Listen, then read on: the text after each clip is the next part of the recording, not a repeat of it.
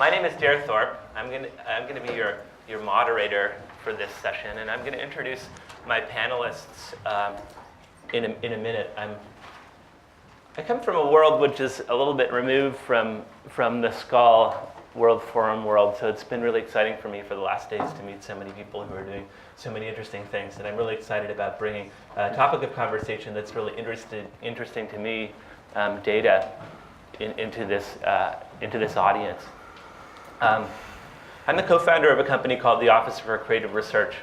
We're halfway in between an artist collective and an R&D group, and we focus on data based in New York City.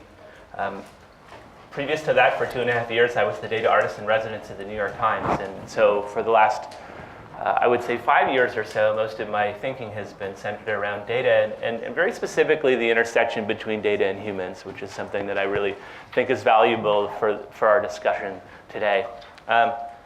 Because I'm an artist, though, I want to start with a metaphor to help us thinking about data. Most of us probably flew here in an airplane, and when you're in an airplane and when you're in that air traffic system, I think it's one of these very unusual times in our human lives where we relinquish control.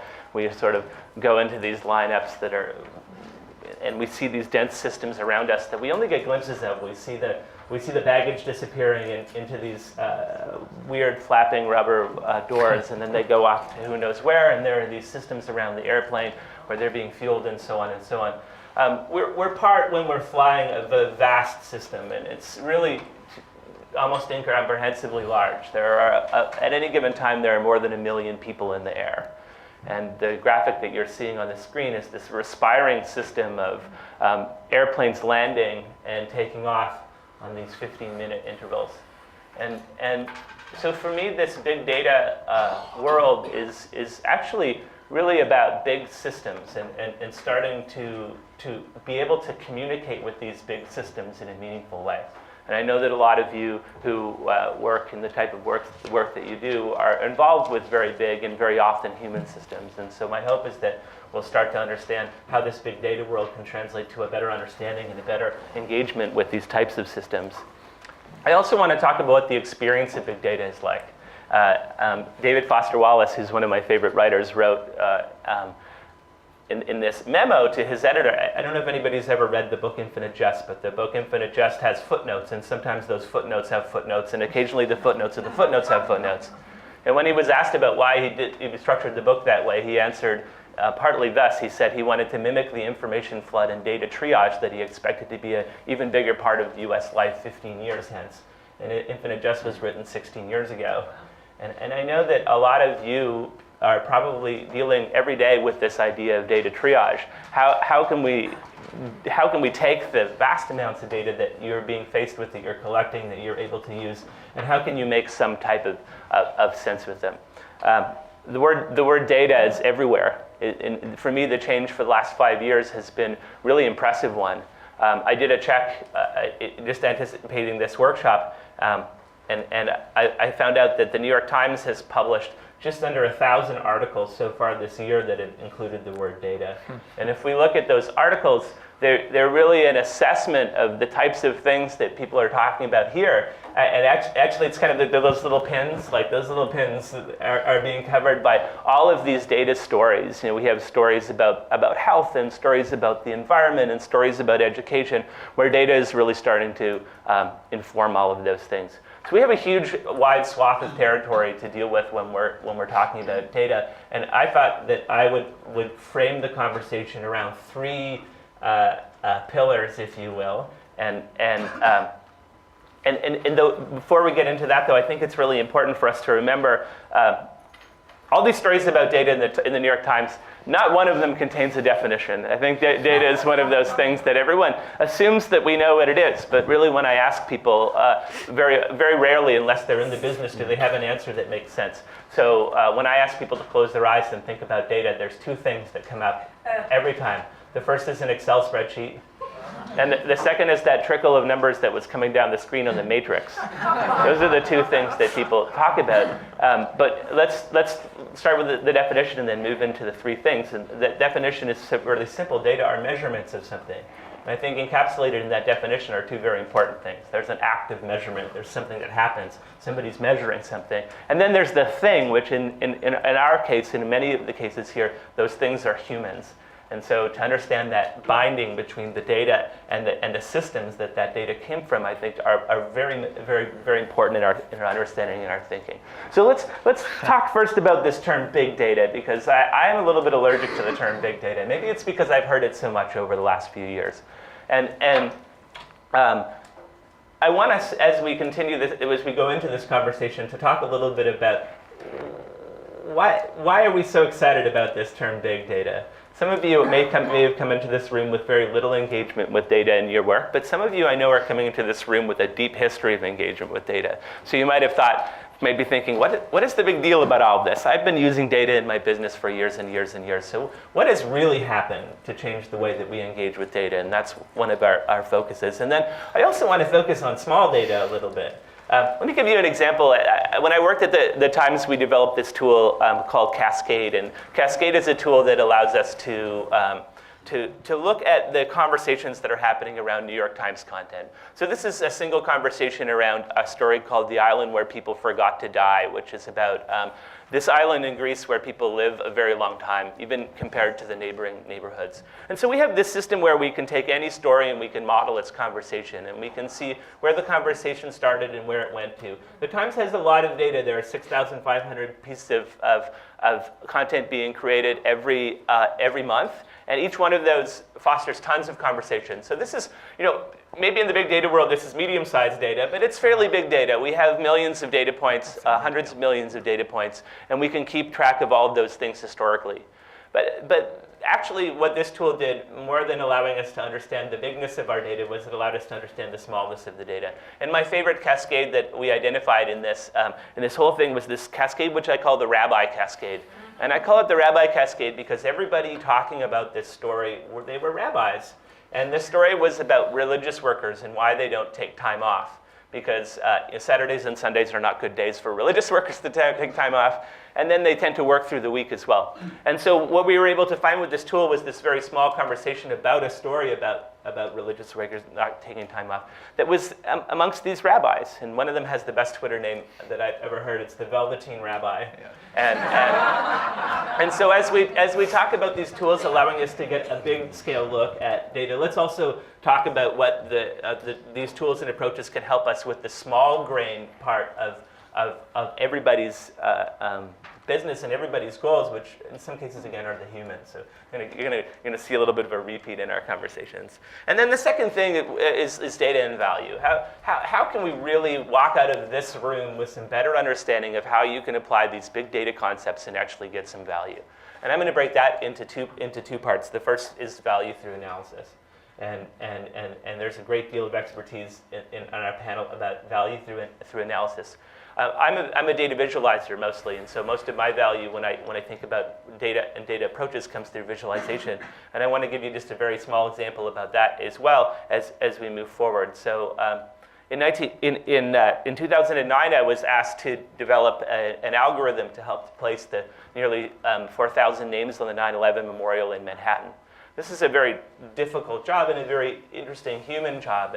And the very first thing that I did to help understand this system was to build a visualization. And it's not the most beautiful visualization ever, but what this visualization did right away was help me understand the problem.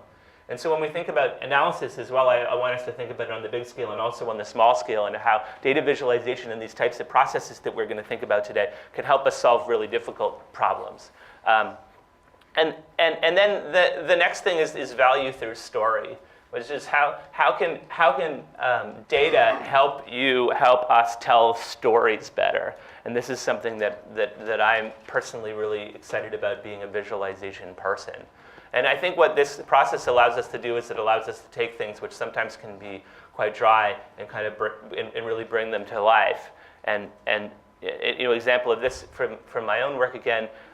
This is a paper that NASA published 2 years ago when they announced the initial findings of the Kepler project, which is a telescope that's trying to find distant planets that are orbiting around these faraway stars. And these are the types of graphics that NASA publishes with these findings. And to astronomers, these are really exciting, but to us, maybe less exciting.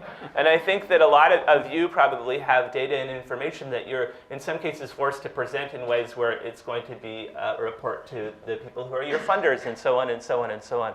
So what I'd like us to think about is how can we engage with data visualization and some data analytic techniques to help tell our stories better. And in this case, with the Kepler project, I produced this visualization which shows the exact same data in a slightly different way. And through a really narrative way, we get to understand what that system is and what that system looks like. I'll let it play out for just a moment. And then I have a third thing, and the third thing was added because Robert and I took the train in from the airport on the way in here. We had a really interesting conversation about past how can we use our data that's maybe in your organization and combine that data with data from other organizations and other sources. How can this data thing actually start to really affect and change the world? And so the third part of our conversation today is going to be around this idea of social data consensus. And rather than a project example, I'm going to use a quote for this. It's a quote from, he's actually a network scientist, Laszlo Barabasi, and he had this very interesting quote, which I've been a little bit obsessed with over the last few months, which is, do you want to stop different transmitted diseases? Do you want to design better cities? Do you want to stop traffic jams? The data to do so is there in private hands. And we need to identify some social consensus by which the data can be shared with different stakeholders who can take advantage of that. And I think there's a really, really exciting opportunity for the people in the room to be drivers of this, to understand how we can move data out of private hands and into a place where they can help the types of efforts and the things that we're working on. And then really the main part here is I want people to leave with not only some inspiration about the type of work that the people on the panel do, but some understanding of, all right, but how are we going to do this? So how is this actually going to happen? So I'm hoping that when we break into questions, we'll be able to really address that. One of the great things about working with a panel like this is that I've spent some time having conversations with these amazing people and finding out a little bit more about their work. So really what we're going to start off is for you to find out a little bit more about these amazing people and their work. So let me do some introductions first of all. Right next to me is Robert Kirkpatrick, who is the director of my brain is totally dead, UN Global Pulse. So sorry, Robert. And the UN Global Pulse works very closely with the Secretary General's office to do what I think, when I show Robert's work to my students, as really the clear example of the rubber hitting the road with big data. These are really, really, really the best examples of people using capital B big data to help solve capital B big problems. And Robert's going to show us a little bit about his work, but first let me introduce the other two speakers. So Dr. Jake Porway in the middle here is the founder and executive director of a group called DataKind, and I'll let Jake explain DataKind in a little bit more detail because I know I won't do it justice. And then Sharmila Mulligan, who's the founder and CEO of ClearStory Data. Robert went rogue. And he's put together a small set of slides to talk about some of the issues that he wants to talk about. So I'm going to let Robert pick up the PC controller, and we'll switch over to Robert here. Good. Well, thank you. As Jer noted, I work in a small team inside the Secretary General's office in New York called Global Pulse. We are essentially a lab for the UN system to learn how to figure out what's happening while it's still happening, how to take advantage of all of this real-time information that's out there. The project came out of the global financial crisis when everyone realized that they were trying to understand how the crisis was affecting vulnerable populations around the world, and all the data that was available predated the onset of the crisis. The project itself does a lot of work looking at archives of big data. and seeing what changed in real time a year ago when something happened to a population, and we compare that to the official statistics. So some of you may remember this ad. This is an IBM ad that came out a couple of years ago with chief data scientist Jeff Jonas here from IBM, and it asked a question targeted at the private sector: would you want to cross the street based on data that was 5 minutes old? Now if you're making stock trades, you're tracking what's happening on your manufacturing floor, you're looking to understand instantly what happened, let's say, in your operations. The private sector gets this. But in development, we're still using 3-year-old data to make 5-year plans. Right? We're living in a hyper-connected world where things are changing faster and faster, and yet we're not able to understand what's happening as it happens. So this is a video that is essentially a visualization of 300 million tweets over one day in the US, from which sentiment has been extracted. And you can see over time, people get happier and sadder from one coast to another. People are really happy in Florida. There's a lot of sunshine there. New Yorkers not so happy. That's where I live now with some colleagues here on stage. This is a visualization from the city of Geneva with millions and millions of anonymized call records. You can see every time people make calls or send messages, their location is tracked. And what this shows is how people commute to work. We are a swarming species, for those who weren't aware of it. We shoal like fishes. This is a visualization of financial transactions from Easter weekend, 2011 in Spain. The data was provided in aggregated and anonymized form by the Spanish bank BBVA.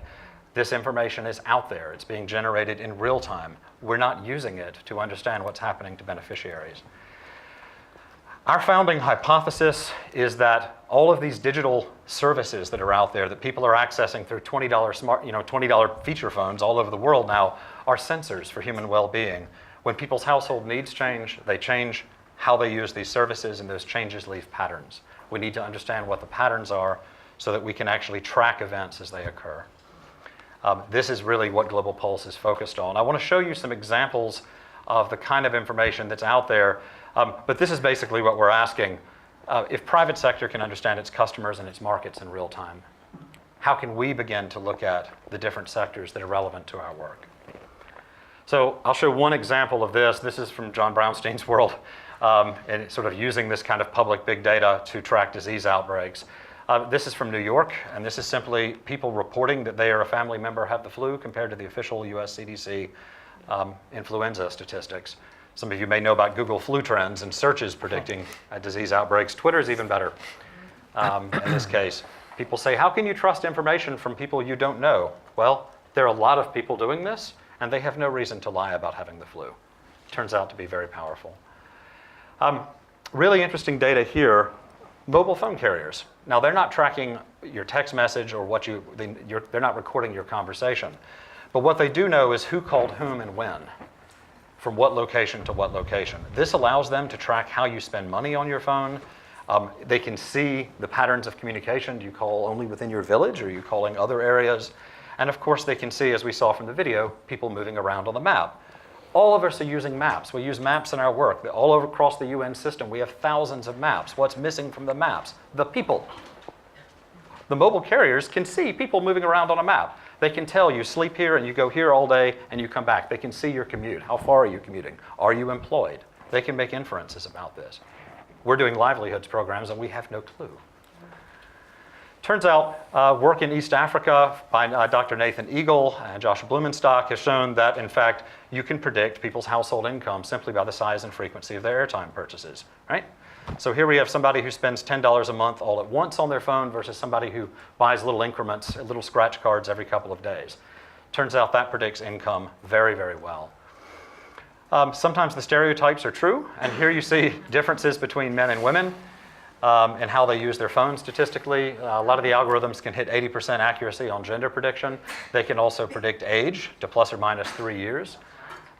Very, very interesting stuff, because now we can start to make inferences about where a particular population is under stress. This is an example of how mobility can actually be used potentially. This is work done by Telefonica, largest carrier in Latin America. They looked at the H1N1 outbreak in Mexico City, and they looked back at the call records and were able to see through a mobility index, how much people were moving around with their phones, that after the government said, stop moving around, don't get on the buses, don't spread this, people stopped moving around. You can see on April 29th, that was the day of the announcement, and people quieted down. The ability to evaluate a policy response in real time is out there. So we see 3 types of opportunities in this data. 1, better early warning. 2, situational awareness. What's happening right now as I implement my program?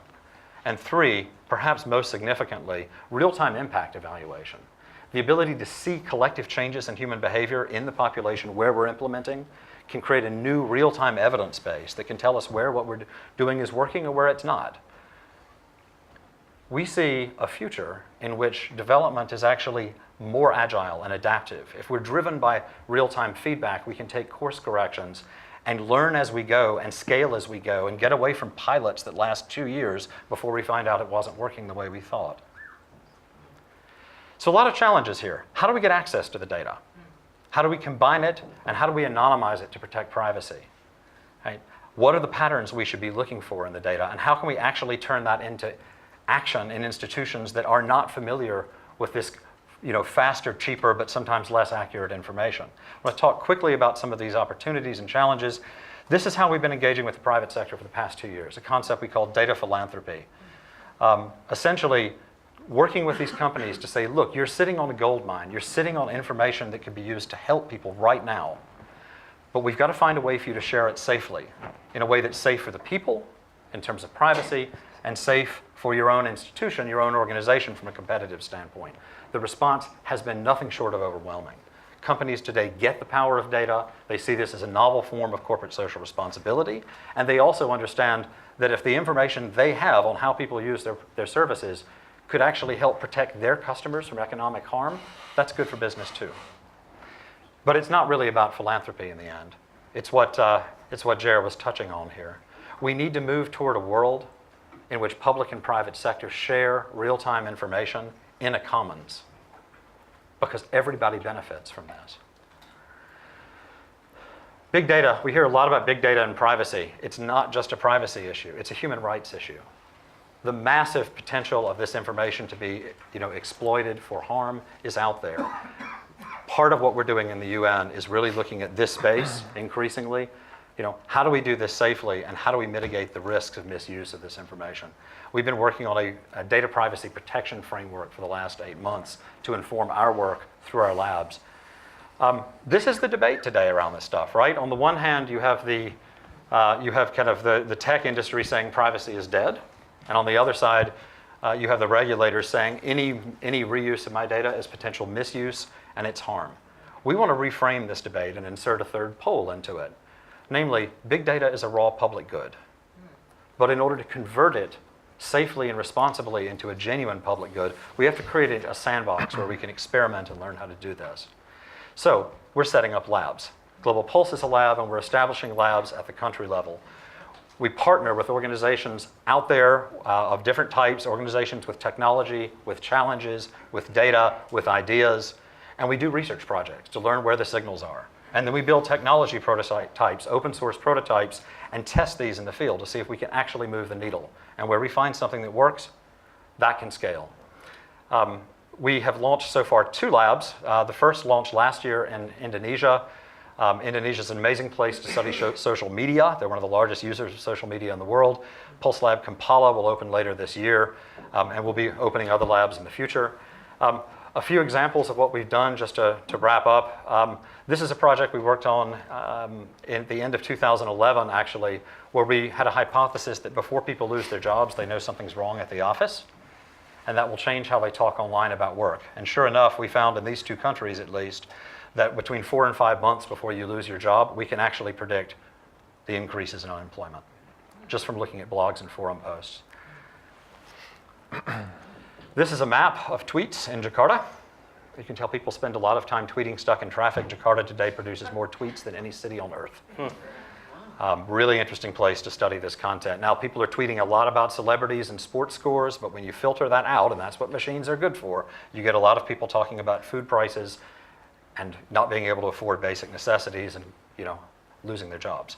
So an interesting signal. HIV, we spend a lot of time funding programs. You're trying to change perception and awareness of the disease. Turns out these technologies for mining big data are really good at measuring that because they were designed to measure the effectiveness of ads. And here we saw, when we looked at conversation in World AIDS Day in 2 consecutive years, a tripling of conversation about HIV and a near doubling of conversation about testing and counseling. So something's working. We looked at food. Indonesians talk a lot about food. Turns out Indonesians tweet a lot about food. We found 14 million tweets about food. The question was, do they tweet differently about food when they're not getting food? So that's Ramadan. Right? When you compare simply the number of tweets mentioning the word price and the word rice, you start to get correlations with the official consumer price index for food in Indonesia. So you start to see some potential for prediction here. We've been using a platform, Crimson Hexagon, that came out of Gary King's work at Harvard, and tracking the online conversation through our lab in Jakarta. Over on the right, that's that little blip around Ramadan. You see that every year. It's baseline. On the left, that's what happened when the soybean supply globally crashed because of the droughts in the US. That's a real food crisis. The purple subsegment of that conversation is about people rioting. We've done some comparisons of around certain topics and moods, and have found that we can predict the consumer price index of food in Indonesia with 89% accuracy simply by mining this out of social media. This is very recent. Back at the end of January, the team in Jakarta called an emerging topic. People saying vaccine serum is made in the US, it contains pork products, it is not halal, good Muslims are not to vaccinate their kids. Whoa. Now, vaccines are halal, but what people do or do not know in the village has a huge impact. And how many conversations in a cafe do you think there are for every tweet that you see? So we've been working closely with UNICEF, who've been in conversation with Islamic authorities in Jakarta about getting the word out, and particularly looking at those provinces where you're seeing this pattern emerge. So lots of opportunities to get involved in this kind of work. Others in this space are beginning to get engaged as well. You'll hear about what Jake and Sharmila are doing. But a lot of opportunities. If you have data, you have tools, you have ideas, you have knowledge, or you just like to get involved in a project. Thanks. Nice. Thanks, Robert.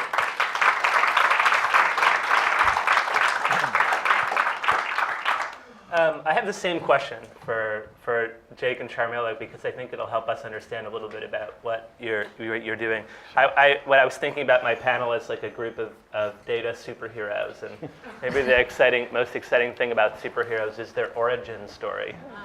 And so maybe Jake, do you want to start with the DataKind origin story? Because actually I was lucky enough to be nearby when this thing started, and I think there's a really interesting story there, and so I'll give you a little bit of time to. Episode 1. Appreciate that. Yeah, right. Film rights are going to be options soon. Yeah. Actually, I think you were the one who named the original project Data Without Borders, because I described this to Jer when we were working at the New York Times, and he said, "Oh, yeah, kind of like Data Without Borders." I was like, "That is catchy. That's really good." So I will explain. That's a great call. I guess I'll go with the origin story. And I should say it's so inspiring being on panels like this, because I think it's really bringing home to me, especially with people like this, how the world is changing and how all of this data that we have in front of us allows us to see these new things. And that ties into my origin story, because I came from a data science background. I was a statistics guy, a computer science guy, but long before that, I had wanted to get into engineering because I wanted to build solutions to make the world a better place.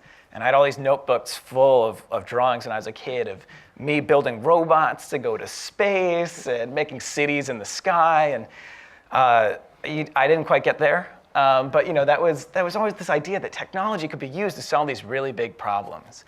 And I was super excited to follow a path where I learned computers, I learned data, and right as I was coming out was around 2006, this exciting data moment where it seemed that all of the skills that I'd been picking up to make sense of data, to look into technology, were finally coming to an age where everyone could make use of them, because we were all being flooded by data. We're all carrying these things around, right? Cell phones that are just emitting where we are, what we like, what we do. What a great opportunity to make sense of that, to learn more about our world. And so I went and got a job working at sort of the most forward-thinking place I could find a job over at the New York Times. I didn't quite want to go to a Google or a Facebook. Those are great jobs, but they lack a little bit of the warm fuzzy. And I thought, well, defending journalism is a pretty good way to pay the bills. And but while there, I found something really interesting, which was that the data community, tech community that was growing, was super engaged. They were so excited with what they could do with data. The fact that we could all go home and download all of this government data and spool up 100 computers to count all the words in Wikipedia just sitting at home in our underpants was incredibly powerful. Not to say that's always what we choose to wear, but it happens. And what was cool was outside of like our day jobs, I would see people gathering and just doing these side projects. And there were even these things called hackathons going on. And I'm actually curious, has anyone been to a hackathon? Oh my God, I love this audience. That is way more than anyone else. So we're amongst friends here. And if you're as nerdy as I am about these things, you're probably super excited. I know I was super excited because I was sitting in this room with all these guys with like amazing computer science skills, amazing machine learning skills, great data skills. I thought, this is how we're going to make change. We don't need to be doing this in a company. We don't need a government to come in and do this. We can all do this together. I can't wait to see what we're going to come up with. And at the end of the weekend, we came up with stuff that was so depressingly boring.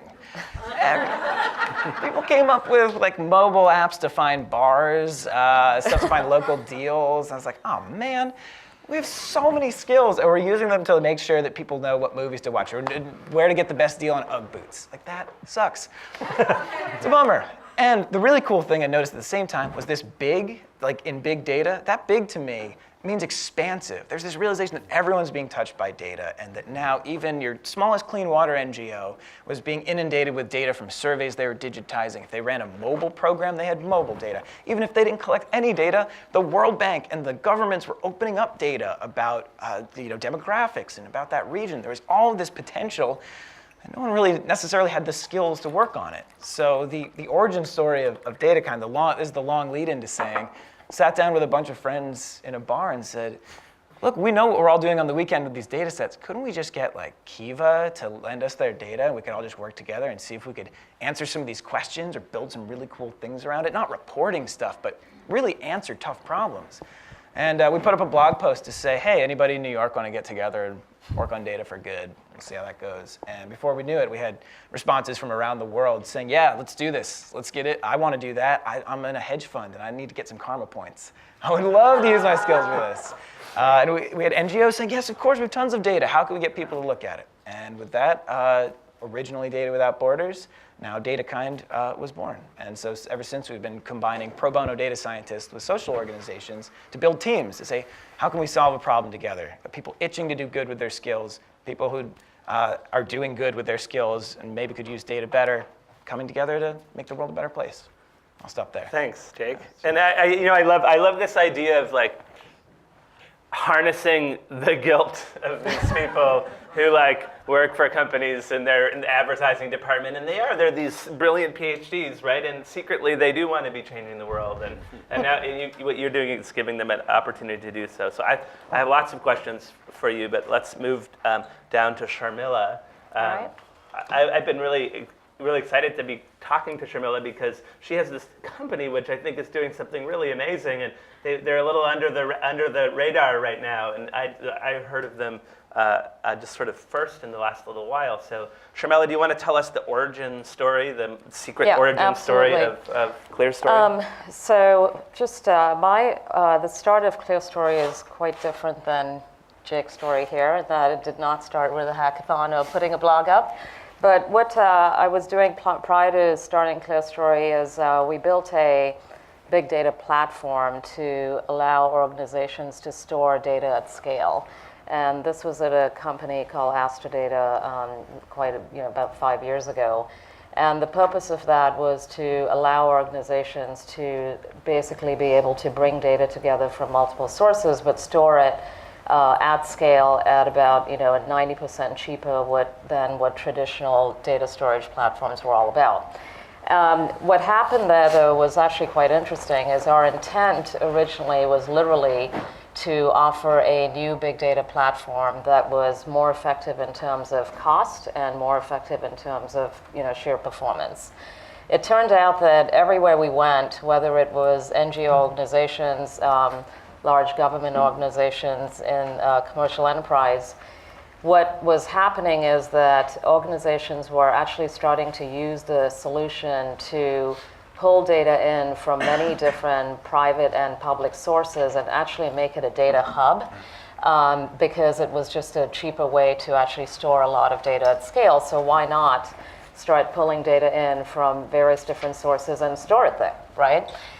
So we had organizations that would just basically amass tons and tons of data into our platform, and what happened at that point was that where they'd get stuck was, okay, now what do I do with it, right? So it's great that we can pull it all together. It's great that one can store it at 90% cheaper costs. But once it's all in there, how do you actually harness all this data? What do you do with it? How do you extract insights?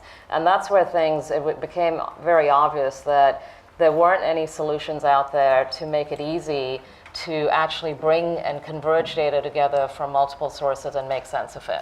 So a lot of what Robert just talked about is exactly the problem that ClearStory was founded to solve, which is really three things. One is we're very focused on enabling you to bring data together from private and public sources. And what we call this is literally data convergence. And it doesn't matter if the data is big in size, small in size. What matters is the ability to actually source data from trusted public and web sources, bring it into the mix with your private data, and drive what we call a converged analysis. So a lot of the examples that you saw earlier, I think some of those examples were actually examples of sources that you were bringing together, and some of the sources of data that Robert was talking about were more siloed views. So for instance, you can look at Twitter, but Twitter in itself is interesting. However, it's far more interesting when you bring that Twitter data into the mix with other private data that you have access to or other sources of public data. So if you look at the very first thing that ClearStory set out to solve is the problem around public and private data convergence, whether it be big data, small data, it doesn't matter. The situation everyone is facing right now is that data is living in many, many disparate places, ranging from large Excel spreadsheets to open data that's available over the web, to social sources, to private data repositories. And looking at this data in silos is not a viable solution long term. It's become critical to be able to pull data together from public and private sources and make it easier to drive what we call data convergence. So a big focus of ClearStory is the process of convergence and the intelligence around data convergence. The second aspect of what we're doing is once you bring data together from multiple different sources and bubble up good trusted sources of public and web and social data and allow you to combine it with private data, the process of doing so and being able to then drive an analysis out of it should not take months to do, right? And the reality is in the past and with the pre-existing solutions, it takes a very long time. You have to hire a lot of data architects. You have to have the ability to hire data scientists. They need to know how to converge all this data together, how to normalize it, how to bring it all together. So the other focus of ClearStory is to accelerate the whole process of accessing data and driving to a converged view. In order to do that, again, you need basically new technology, such as the technology we're building, to be able to accelerate and shrink basically the process from the point of accessing data to the point of users being able to see it. So basically shrinking the pipeline. And why would you want to do this? It's exactly for some of the reasons that Robert just talked about, is that it's becoming more and more critical to be able to see insights in real time. And real time can mean many different things. We actually like to call it right time versus real time, because real time, the notion of real time is that you're seeing it right there every second as it unfolds. But really what we're after in this new world of disparate data is being able to give users the view into the data and view into the insights at the right time.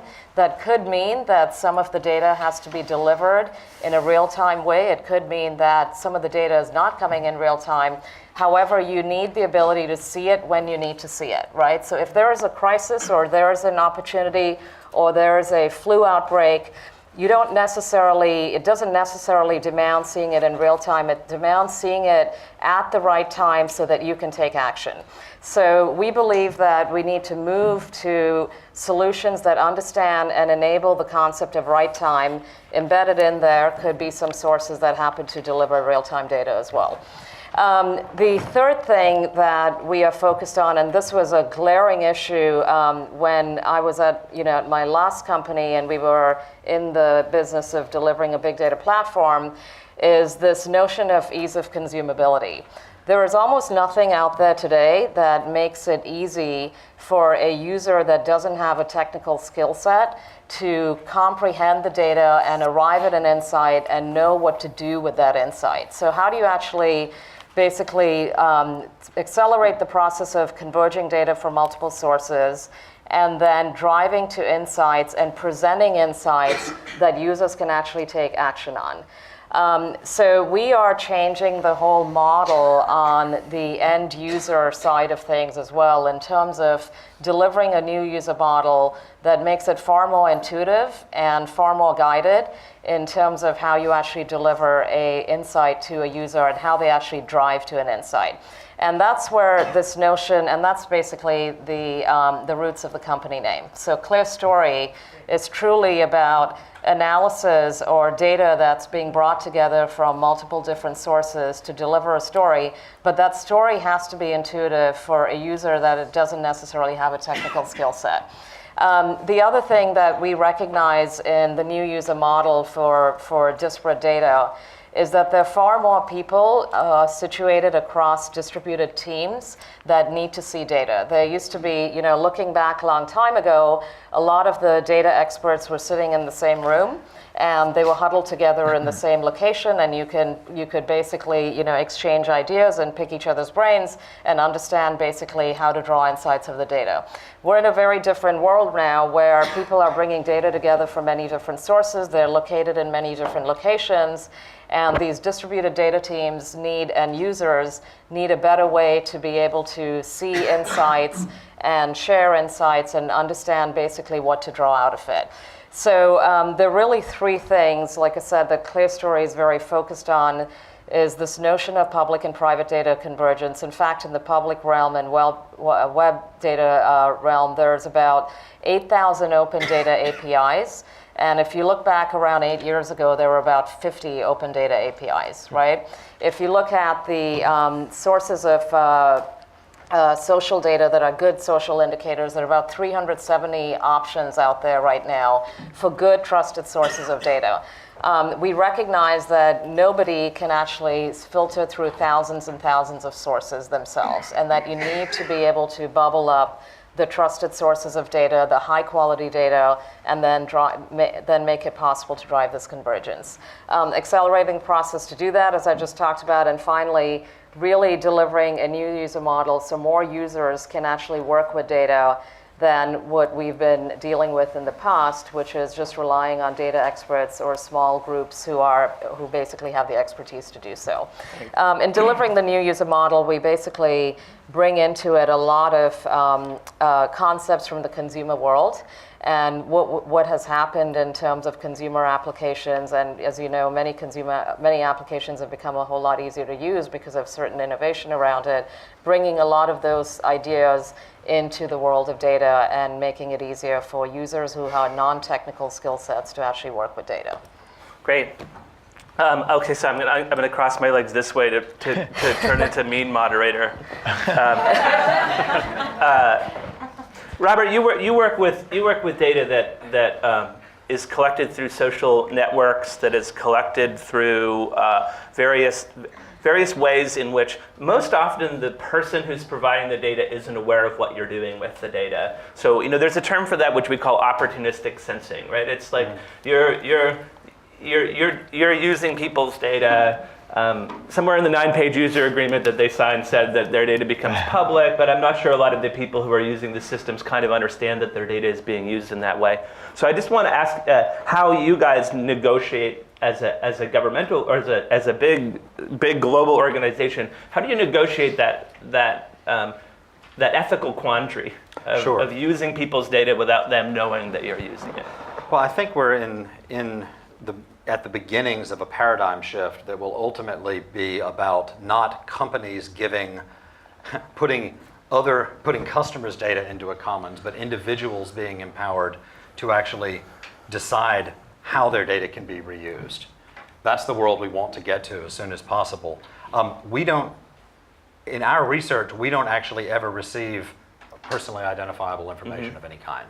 I mean, we're looking at the policy dimension. So we're looking primarily at aggregated data. We only receive data that's been anonymized. Right? So we're not trying to find out that somebody lost his job and had to sell the family cow. The idea is really, okay, there's been a 300% increase in attempts to sell livestock in this district. That's where we need to go do the next household survey right now. So we're really looking for patterns and anomalies in aggregated data. You can do a lot with data that has identity in it, but the risks are too huge. The reason why I ask is because I think that you guys are doing such great things, but if Google were to say they were doing very similar things, people there's an outcry that happens there. And how do you see the difference there? Well, there's research on this. I mean, it's interesting. If Facebook tells you you're 70% likely to break up with your girlfriend next Tuesday, people feel very invaded. Right? There are algorithms that will do this. But if Amazon says, people who bought this book also bought that book, we like it. If Google searches predict flu outbreaks, we see the public good. In other words, individuals, as producers of data, we may not all be as educated as we should be about how our data is being sold behind our backs and moved around the world and used to make a lot of money. But what we do understand is that, the data has potential, and if I see the benefit of it, that changes how I weigh the risks and benefits of reuse. What we're trying to get to is to say, there's this huge opportunity in this data. It's not just about commercial profit. We need to be more educated, and we need to generate evidence that you can use it for good, because that will get to a more nuanced conversation about the applications. Right. And actually that ties into a question for Sharmila, which is data as property. I'm very interested in the idea of data ownership and the idea that me using my cell phone, producing data on that cell phone, the legal boundaries are fuzzy, but they are more often than not in the favor of the user, and that information that's being created is the user's data. However, there are many companies, many of which you probably partner with, who hold that data and they count it as property of the company. So I guess I have a question about in your interactions with the companies that you partner with, is this something that those companies are thinking about, first of all? And then second of all, how do you think we could, or do you think it's worthwhile to even get to that point of Robert's data commons? Is there going to be a point in which these companies will be more open to share their data with the knowledge that data can help the world? So great question. So what we're actually very sort of pleasantly surprised to see is that a lot of the companies that have been in the business of providing high-value data are very interested in seeing their data cross-pollinated with other data sources, because they appreciate that if you could take that data and cross-pollinate that data with other sources of data, you're going to drive to richer insight. And they're all driving towards trying to find out how to get out of just the data brokering business into the business of insights. And to get into the business of insights, that means opening up their data and making it more consumable and easier to cross-pollinate. Now, one of the things that's putting pressure on these companies to do this, where previously they were sort of protecting their data closely, is that what's happened across the web and social sources is that, look, if you are not going to open up your data, there are other places I could go that didn't exist before, right? Mm-hmm. So previously you went to trusted sources of data, and they were the only places you could go if you wanted it, and now there are many more options. As I mentioned, there are thousands of places that you could go to across the web to pull interesting data out. Now, granted, you have to look for the data quality and the trusted sources. There are sources now, like social data sources, where you can get very interesting insights out of it, and it's not, tightly held, right? So we are at a place now where a lot of the phenomena that has happened over the web and social networks is placing pressure on other providers of data to open up their data and make it more readily usable so that you can cross-pollinate it with other sources and drive to an insight. So I wouldn't say that this transition is, completely happened yet. It's happening, and we're seeing it unfold in front of us. We believe that it will happen. And we believe that the phenomena across the web and with social networks is actually accelerating the movement from companies protecting their data very closely to making it more open. The other thing I would add to this is that as whether it's NGOs, government organizations, commercial enterprise, as they look at data from third-party sources and social sources, they themselves are very interested in a mechanism to share data of interest, right? So I find a source of data, I mash it up with another source of data, and I've now created basically a mashed data product. If there's something interesting in that, I should be able to now share that in a data marketplace, essentially, with others that might find it of value. So, and I'm sure actually with what you do and a lot of the data that you look at, this interest in actually making it shareable and opening up a marketplace where more people can get to it is probably becoming of high interest. So we're seeing two phenomena, is that there is data providers are transitioning over to make their data more easily available so you can cross-pollinate it. And from the user end of it, there's a big pull towards making data shareable in a marketplace as more people find high-value sources of data. Thanks. We're going to open up to questions from the room in a second, but I want to end with a question for Jake, because I know that many people in this audience have organizations that are probably very eager to get working with DataKind. This idea of these really world-class data scientists parachuting in like a strike force of some kind to help you solve your data problems. How do you balance this? This really excellent mechanism you have with the very problematic question of domain expertise, right? So there's all these people who have been working on these problems for years, and in comes your team of data ninjas. What do you do to make that, accelerate that years of learning into a very, that's something I've been very interested about DataKind. We've never met before. Right? It's a great question. And also, I've never heard of data scientists referred to as ninjas or strike forces. It's usually kind of rebranding, man. Yeah, right, exactly. Yeah, the new heroes. But I think that's an awesome question, and one that we had to address very early on, because what you'll see is that there's almost a geek hubris in the data science community. And you'll hear things like, let's hack education and let's hack government. Yes. And that's this flip idea that technology can solve everything and the technologists have the solutions. And I think we recognized very early on that while we may be very good with technology and data, we don't know all the problem areas we're working in. I don't know the issues in poverty or clean water. And so we started very early on with what we feel are real collaborations between organizations and data scientists to say, not just, toss us your data and we'll tell you what's in it and give it back, but really sitting down with people and saying, what are the big issues here? What's really, troubling you? And there's this amazing interaction, this almost two-step that happens when these projects start, where it usually goes something like this. An organization walks in and says, I have all this data. What do I do? That's usually where it starts. And the very first thing that you want to say is, with these data scientists there, is to say, it's funny, it's actually not at all about the data. I shouldn't say not at all, but it's not really the place to start. It actually really starts with the questions that you want to answer. So the question we usually ask is, what sucks most about what you do every day? What's the heart, right? I'm sure everyone has an answer to that, I hate that I have to look through all these hundreds of files by hand, or I hate that I have to find that I'm always wondering how people are using our programs. I have no idea until the next survey comes out next year.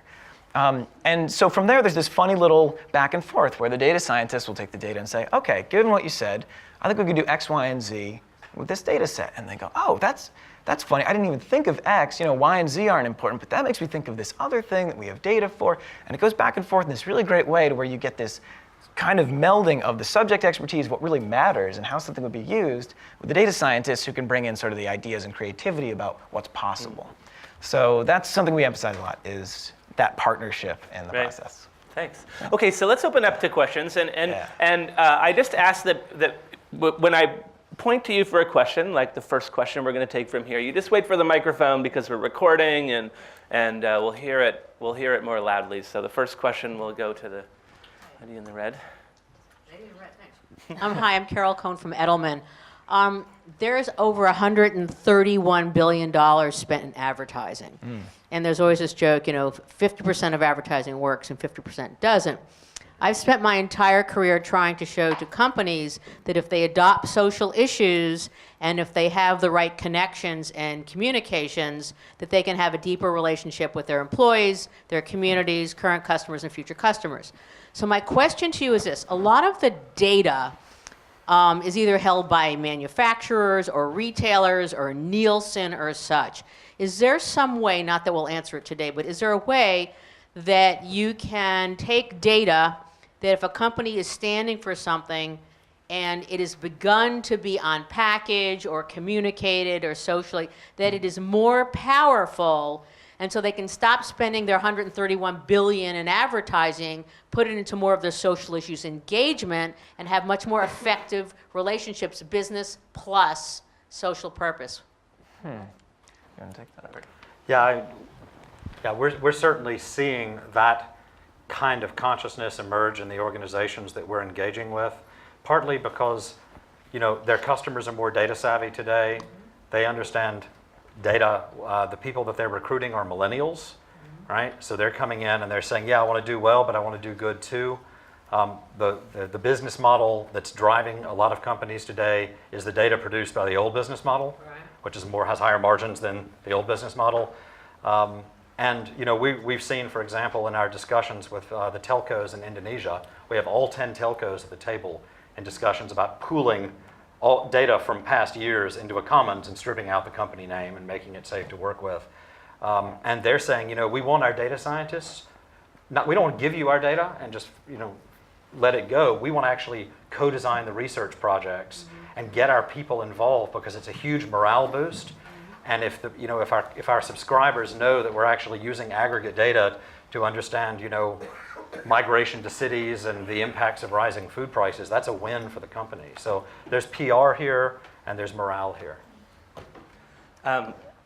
I always say that there's a good space for companies to brand themselves as data ethical in the same way that we saw happen with the sort of green ethics and companies who branded themselves that way. And I've been wondering for a while who would be the first to do that.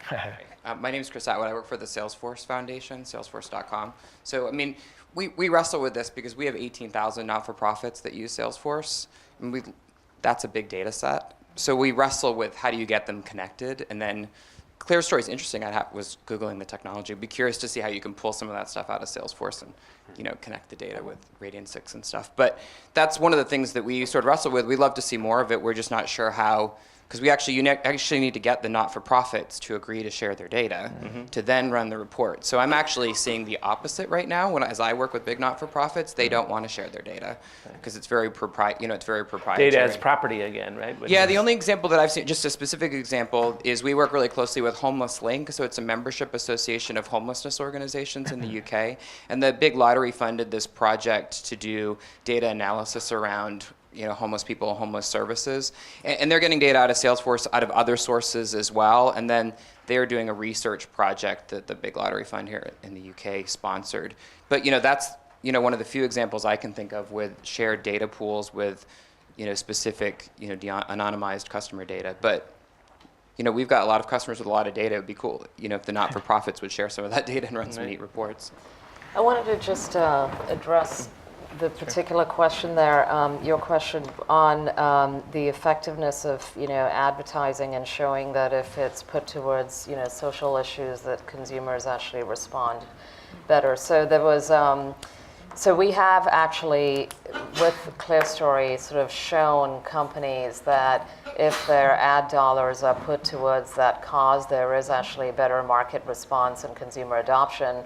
And interestingly, there's one very large consumer packaged good company that did a big campaign, and instead of using the traditional advertising channels, they actually used the social channels to promote a campaign around, saving water in certain locations. And so it was a very, very well-designed campaign, of course, driven by their own sort of creativity around it.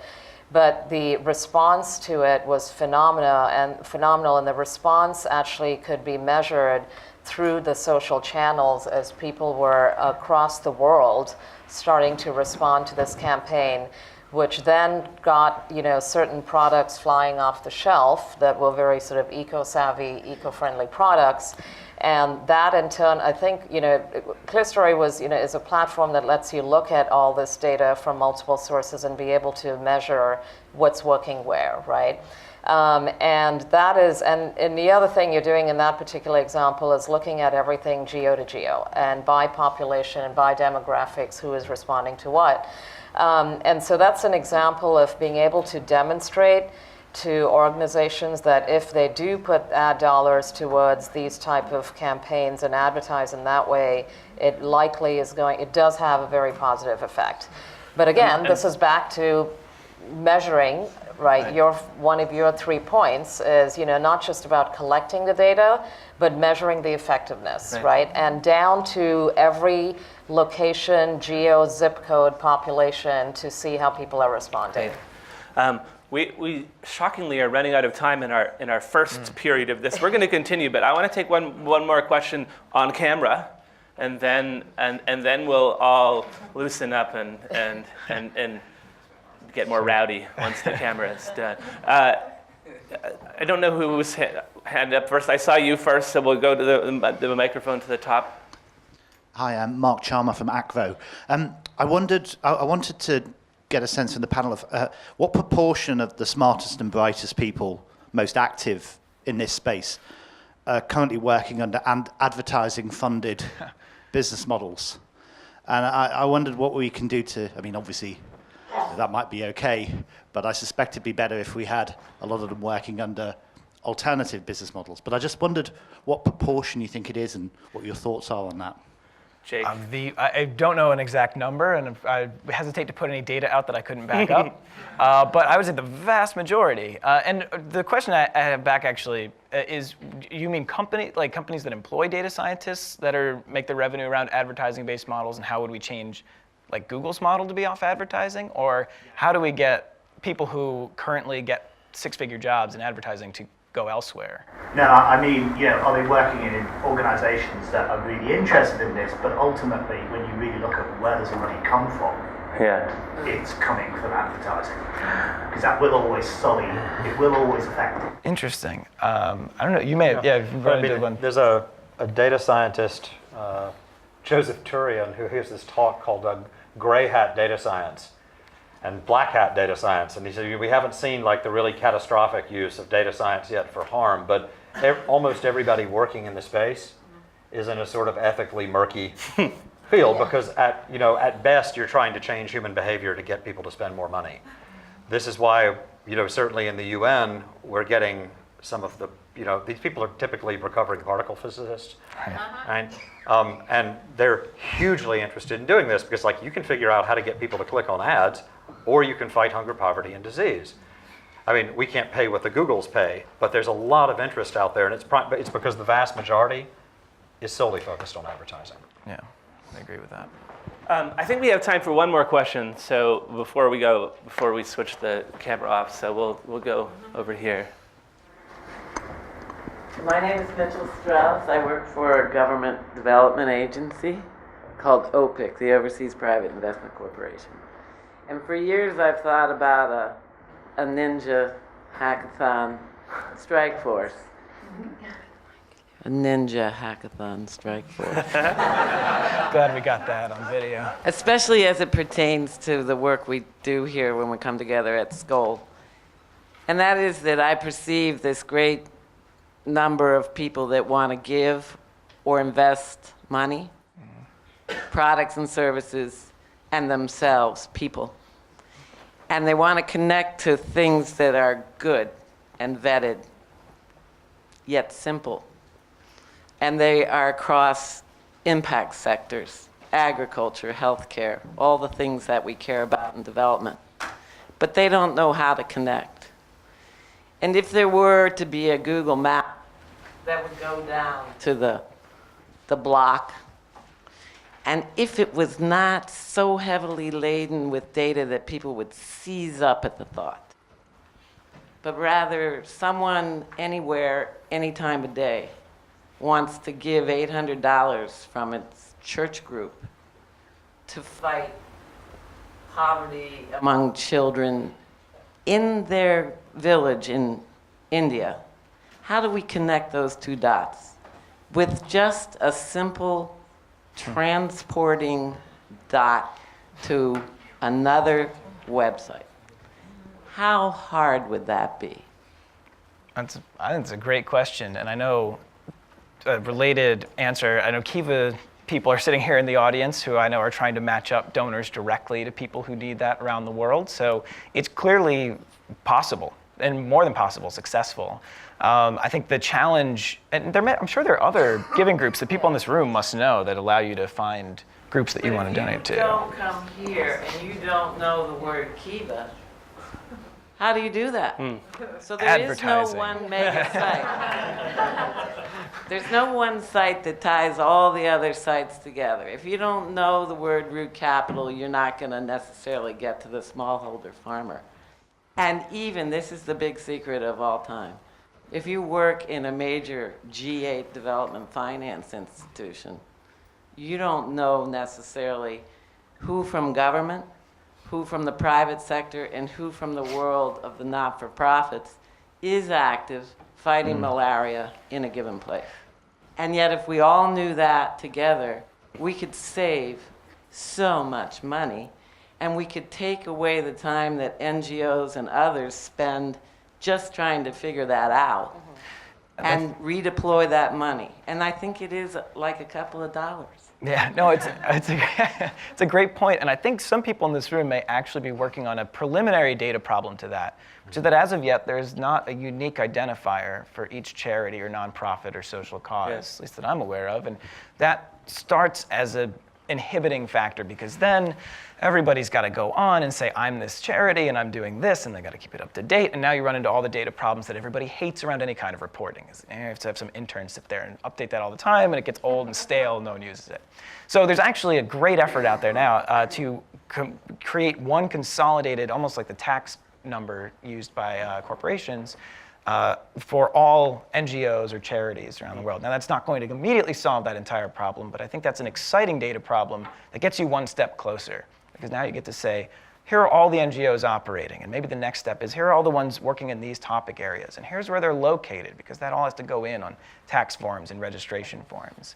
So I'm very bullish about that movement, and people should watch the Guide Stars and the IRS and people like that, at least in the US, that are working on things like that. So there's hope, but I agree, we should see that. So just before we transition, we have 1 minute left on camera. We're gonna continue questions in a second, but this word big data drives me crazy. So we're talking about rebranding. Look, my friend Sanana Ral always says that it's not about big data, it's actually about granular data. We're getting, the data points are smaller, but we have more of them, and that's what's exciting. So granular data, it's not gonna sell, but if you had to rebrand big data with a word, something data, what would it be? Well, it could just be data, but there's a lot more of it. I think, if you realize people are all around us doing all these transactions and producing the data, and it's coming from mobile devices, the data is passing through our bodies right now. Gigabytes of data is passing through your body as you sit here. Ambient data. Ambient data, I like it, Jake. Feel it. Well, I'm a big fan of the slow movement, so I'm looking forward to slow data, just artisanally crafted data. You also live in Brooklyn, which makes This is true. I'm biased. Sure. Sharmila. Diversity, so data diversity. Data. I think that, it's about just more and more sources, and that's only going to get worse. There's going to be, more sources to tap into. Just like I said earlier, it doesn't matter what the size is, small or big. All right. So now the camera is done, we can swear freely. So let's go to the back for a question, hopefully laced with profanity.